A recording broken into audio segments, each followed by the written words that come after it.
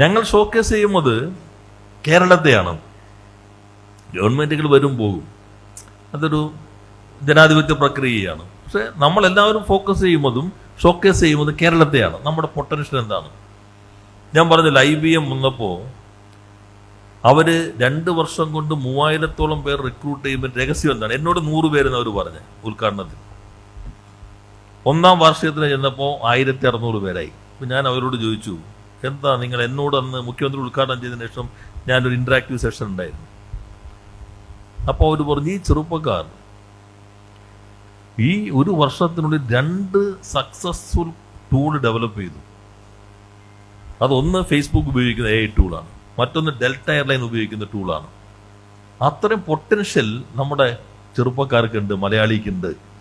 അതാണ് ഞങ്ങൾ ഇവിടെ തന്നെ ഫോക്കസ് ചെയ്യുന്നത് എന്നവർ പറയുകയുണ്ടായി.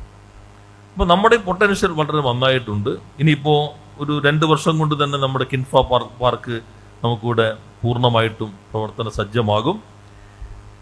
ഇപ്പോൾ നിങ്ങൾ പത്രത്തിൽ വായിച്ചിട്ടുണ്ടാവും, കൂടുതൽ ലോജിസ്റ്റിക് പാർക്കിൽ വരികയാണ്.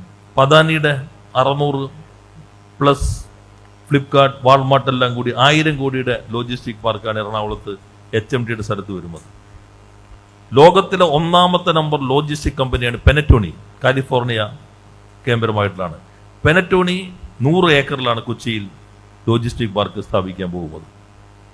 അങ്കമാലി എയർപോർട്ടിനടുത്ത് പാറക്കടവ് എന്ന് പറഞ്ഞ ഗ്രാമത്തിൽ ഇപ്പോൾ 5.5 ലക്ഷം സ്ക്വയർ ഫീറ്റ് റെഡി ആയിക്കൊണ്ടിരിക്കുകയാണ്. അവിഗ്ന, ബാംഗ്ലൂർ ബേസ്ഡ് ലോജിസ്റ്റിക് കമ്പനിയാണ്.